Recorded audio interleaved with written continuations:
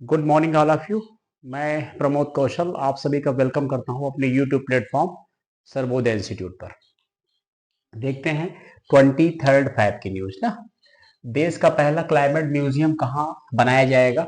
कुछ इस तरीके के ऑप्शन होंगे, लखनऊ, दिल्ली, कोलकाता, भोपाल। तो इसका राइट आंसर क्या होगा? लखनऊ। ये अभी एक प्रोसेस में है और चूंकि इस प्रकार की जो एक्टिविटी पहली बार हो रही है वो जिस सिटी में भी होंगी इंपॉर्टेंट रहेंगी ना, तो इसका आंसर जो है वो लखनऊ हो जाएगा। और अब हम लोग देखेंगे इसकी थोड़ी सी व्याख्या क्या कहे ना, ये सब पेपर वगैरह की न्यूज रहती है। लखनऊ में देश का पहला क्लाइमेट म्यूजियम बनाया जाएगा। क्या होता है ये? आपदा प्रबंधन विभाग, नगर निगम व जिला प्रशासन तीनों इसके निर्माण में सहयोग करेंगे। इसके बनने के बाद लोगों को क्लाइमेट के बारे में जानकारी मिलेगी। क्लाइमेट के बारे में जानकारी मिलेगी। विज्ञान व कला के जरिए लोगों को जलवायु संकट के बारे में भी बताया जाएगा। 3D रोबोटिक शो भी होंगे। इसके निर्माण पर करीब 10 करोड़ खर्च होगा। वित्तीय वर्ष 2025-26 में इसका निर्माण होगा। प्रस्ताव तैयार हो गया, ड्राफ्ट बन गया है, यानी अगले वर्ष तक आपको इसके बन जाने की उम्मीद है। और ऐसी व्यवस्था कहाँ होगी? लखनऊ में होगी। Right no. इसके बाद देखते हैं अगला क्वेश्चन।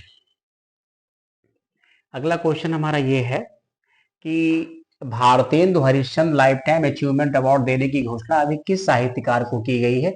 ममता कालिया, काशीनाथ सिंह, मधुकर पांडे या चंद्रिका टंडन? कुछ ऐसे ऑप्शन दिए जाएंगे।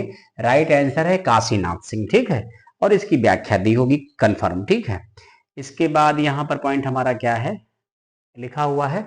साहित्य और संस्कृति के प्रतिष्ठित मंच बनारस लिट फेस्ट ने बुक अवार्ड 2025 के विजेताओं घोषणा कर दी है। भारतीय साहित्य के सर्वोच्च सम्मानों में से एक माने जाने वाले ये पुरस्कार कविता, कथा, कथेतर, गद्य और अनुवाद में उत्कृष्ट मतलब योगदान देने वाले लेखकों को प्रदान किए गए हैं। प्रख्यात हिंदी लेखक काशीनाथ सिंह को Bharatendu Harishchandra life time achievement award देने की घोषणा की गई है। ये ध्यान रखें, काशीनाथ सिंह बड़े फेमस है वैसे। इसके बाद क्या है पॉइंट, यहाँ पर अगला क्वेश्चन है कि भारत का पहला एआई बहुत चर्चा में रहता है, आर्टिफिशियल इंटेलिजेंस, कृत्रिम बुद्धिमत्ता, रेडी डेटा सेंटर कहाँ स्थापित किया जाएगा? कुछ ऐसे ऑप्शन, चेन्नई, सूरत, गांधीनगर, लखनऊ। इसका भी राइट आंसर क्या हो जाएगा? लखनऊ। इसकी व्याख्या क्या है इसको भी पढ़ लेंगे हम लोग, थोड़ा सा यहाँ ज्यादा हमने व्याख्या दे दी है। ठीक है, भारत का पहला AI ready data centre Lucknow में 4 चरणों में बनाया जाएगा। इसका पहला चरण जून में शुरू होगा। भारत के अग्रणी डेटा सेंटर प्रदाता सिफी इन्फिनिट स्पेस लिमिटेड इसे तैयार कर रहा है। राज्य सरकार लखनऊ में उत्तर प्रदेश का पहला एआई सिटी बना रही है। इस एआई डेटा सेंटर की स्थापना इस एआई डेटा सेंटर की स्थापना होने के बाद प्रदेश में आई यानी आईटी सेक्टर में रोजगार की संभावनाएं भी बढ़ जाएंगी। उत्तर प्रदेश ने आईआईटी कानपुर, आईआईएम लखनऊ और आईआईटी बीएचयू, ध्यान रखेंगे देश का एकमात्र राज्य उत्तर प्रदेश है जहां पर 2 आईआईटी हैं, IIT Kanpur and IIT BHU. फिर क्या लिखा? और ट्रिपल आईआईटी जो है ये कहाँ है? ये जो है तो इलाहाबाद के प्रतिभा केंद्रों का उपयोग कर एक एआई पारिस्थितिकी तंत्र बनाने के लिए मिशन की शुरुआत की है ना। तो ध्यान रखेंगे एआई रेडी डेटा सेंटर। इसके बाद क्वेश्चन क्या है हमारा अगला?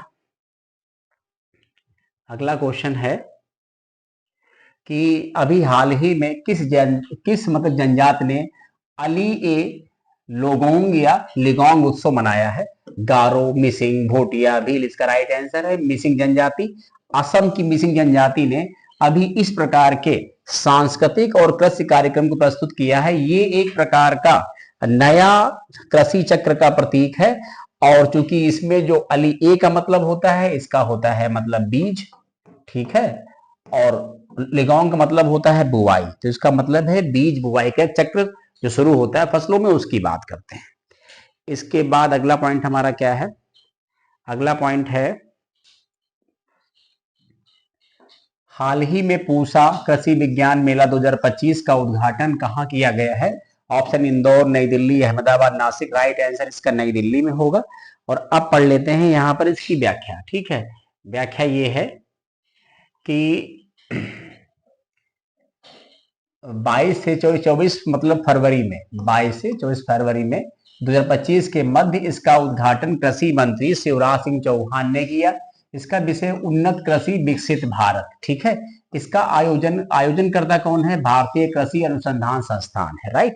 इसके बाद हमारा जो है अगला क्वेश्चन है, वो ये क्वेश्चन है कि फरवरी 2025 में 98 नंबर अखिल भारतीय मराठी साहित्य सम्मेलन का उद्घाटन कहाँ किया गया? तो इसका आंसर वैसे नई दिल्ली है, बट इसमें कुछ ऑप्शन मैंने दे रखा है, पुणे है, नासिक है, मुंबई, इस तरीके से ना। इसके बाद अगला क्वेश्चन ये मोस्ट इंपॉर्टेंट है, ध्यान रखना, हो सकता है आपके एग्जाम में भी आ जाए।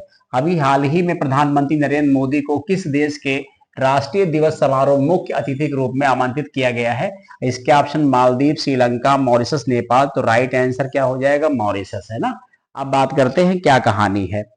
यहाँ पर कहानी ये है कि ये 12 मार्च 1968 को ब्रिटेन से आजादी मिली थी इसको, इसलिए 12 मार्च को ये अपना राष्ट्रीय दिवस के तौर पे मनाता है, जिसमें ये चाहते हैं कि इस बार प्राइम मिनिस्टर नरेंद्र मोदी इनके मामलों में शिरकत करें ना, ये मेन पॉइंट है ना। इसका भी हम लोग ध्यान रखेंगे, ठीक है। चलिए अब इसके बाद अगला क्वेश्चन क्या है हमारा? अगला क्वेश्चन है, ये भी मोस्ट इंपॉर्टेंट क्वेश्चन है।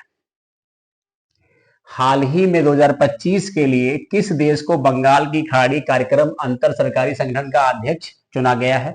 बांग्लादेश, भारत, मालदीव और श्रीलंका। तो राइट आंसर इसका इंडिया है ना। अब इसकी समझेंगे हम लोग व्याख्या, तो पूरा पॉइंट सब क्लियर हो जाएगा, ठीक है। ये पॉइंट यहां पर है, व्याख्या वाला पॉइंट लिखा हुआ है कि भारत ने आधिकारिक रूप से बंगाल की खाड़ी अंतर सरकारी संगठन की अध्यक्षता बांग्लादेश से अपने हाथों में ले ली। यानी पहले किसके पास थी? बांग्लादेश, अब कहां आ गई? इंडिया के पास। ये बदलाव 13वीं गवर्निंग काउंसिल बैठक के दौरान मालदीव में हुआ। बैठक में श्रीलंका, मालदीव और बांग्लादेश के प्रतिनिधियों ने भाग लिया। ये कार्यक्रम 20 से 22 फरवरी तक मालदीव में आयोजित किया गया था। एक बात ये हुई क्लियर। अब क्या लिखा है?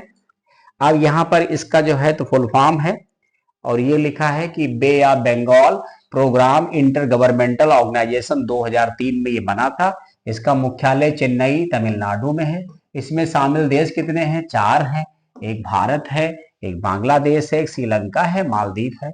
ये बंगाल की खाड़ी क्षेत्र की सीमा से लगे देश का एक क्षेत्रीय मत्स्य पालन यानी सलाहकार निकाय है। जनरली इन देशों के मछुआरे एक दूसरे देशों में जाके जो फंस जाते हैं, छोटे मछुआरे, उनकी भी ये मददगार करने में साबित होगा, ठीक है। इसके अलावा क्या पॉइंट हमारा है आज का? ये लास्ट क्वेश्चन है, और क्वेश्चन ये है कि हाल ही में विश्व चिंतन दिवस कब मनाया गया? 19 फैब, 25, 21, 22, तो 22 फैब इसका राइट आंसर। यानी जो थिंकिंग डे है ना, तो इसका थीम क्या हो जाएगा? Our story. ध्यान रखेंगे, ऐसे क्वेश्चन भी कभी कभी एग्जाम में आ जाते हैं, बट उतने इंपॉर्टेंट तो नहीं है। फिर भी चूंकि फरवरी में बहुत सारी न्यूज आती है, जो मैं आपको डेट के माध्यम से बताता रहता हूं कि कब कौन सा डे इंपॉर्टेंट है। ऐसे क्या होगा, पूरे साल भर में सब पढ़ने बैठेंगे तो एक साथ नहीं याद होंगे, बट पर डे का थोड़ी बहुत आप प्रैक्टिस मेरे साथ करते रहोगे, प्रयास जारी रखोगे, तो उसका फायदा कहीं ना कहीं आपको डेफिनेट मिलेगा, ठीक है। तो हमें लगता है इतनी न्यूज कंप्लीट है। फिर आपको 24, 25 2 दिन की न्यूज है, वो भी आपको हम कल परसों में अपडेट करके दे देंगे। तो एक जो बीच में गैप हुआ 1-2 दिन का, वो सही हो जाएगा, ठीक है। बहुत बहुत धन्यवाद, थैंक यू सो मच आप सभी को, ठीक है।